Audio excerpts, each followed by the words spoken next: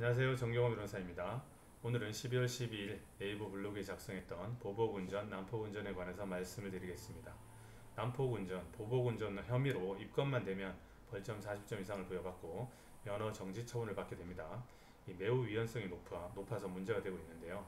제가 최근에 보복운전 혐의를 받고 있는 분의 변호를 하게 되어서 관련 내용을 정리해서 말씀을 드립니다.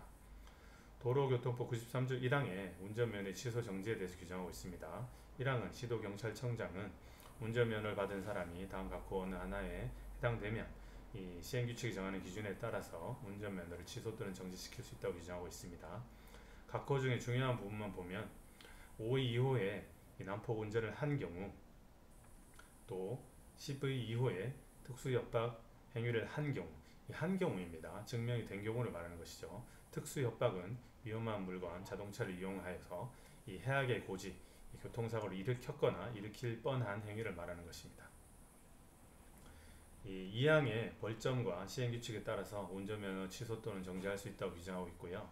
도로교통법 시행규칙 91조 1항 별표 28에 그 벌점의 세부 기준, 이 면허 정지 처분, 취소 정지 처분의 개별 기준이 규정되어 있습니다. 일반 규정 중에서 주목할 만한 것은 1회 위반 사고로 벌점이 40점 이상이 된 때 면허 정지 처분을 결정해서 집행한다고 규정하고 있습니다. 1점을 1일로 계산해서 집행합니다.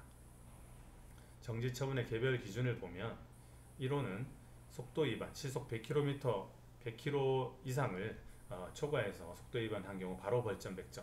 이 경우는 증명이 가능한 것이니까 문제가 안 되겠죠. 2의 2호에 보복운전을 하여 입건된 때, 입건된 때 바로 벌점 100점을 부여할 수 있다고 규정하고 있어서 문제입니다. 4의 3호에도 난폭운전으로 형사 입건된 때 벌점 40점을 부여하고, 말씀드렸다시피 40점 이상이면 바로 면허정지 처분을 받게 되죠.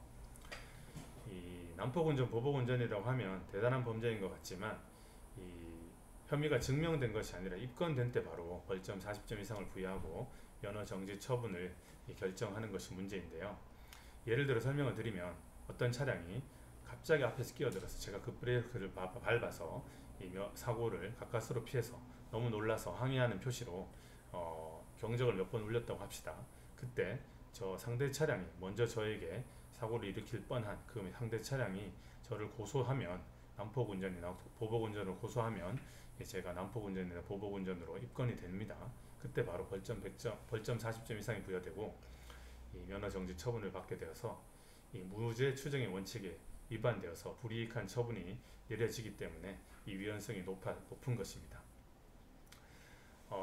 그런데 왜 이러한 위헌성이 높은 제도가 현재에도 버젓이 시행되고 있을까요? 실제로 경찰청은 난폭운전이나 보복운전으로 입건된 때에 사전 처분을 하고요. 출석 요구를 해서 출석 요구된 날 바로 면허 정지 처분을 하고 대신에 임시 면허를 발급해 줍니다. 그 이후에 벌점 감경 교육이나 면허 정지, 일수 감경 교육을 받으면 모두 다 유료 교육으로 진행되고 있는데요. 이러한 교육을 받으면 이 벌점을 감면해 주거나 이 면허 정지 일수를 줄여줍니다. 이렇게 해서 다소 좀 제도를 완화해서 시행하고 있는 듯하지만 혐의가 증명되지도 않는 분들에게, 않는 사람에게 면허 정지 처분을 내리는 것은 분명히 위헌성이 높아 보입니다. 그런데도 불구하고 이 운전면허 정지 처분을 받게 되면 먼저 행정 심판을 해야 되거든요. 심판 이후에 행정 소송을 제기할 수 있는데 이 위헌법률 제청 신청은 이 소송 단계에서야 제기할 수 있기 때문에 아마도 운전면허 정지 처분을 받고 이 심판, 소송, 이 위헌법률 제청 신청까지 하는 경우가 매우 드물기 때문에 현재에도 이렇게 위헌적인 제도가 시행 중인 것으로 보입니다. 그렇지만 말씀드렸다시피 난폭운전이나 이 보복운전으로 입건되는 것이 상당히 쉽게 될 수가 있거든요.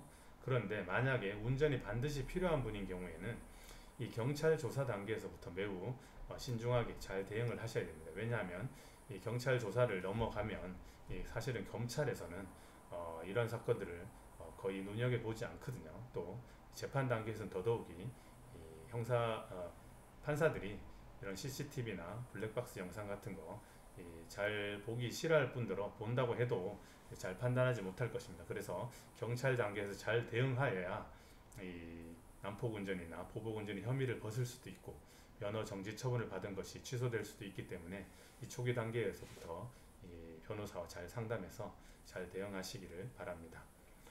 오늘 매우 좀 추워졌습니다. 예, 따뜻한 오후 되시기 바랍니다.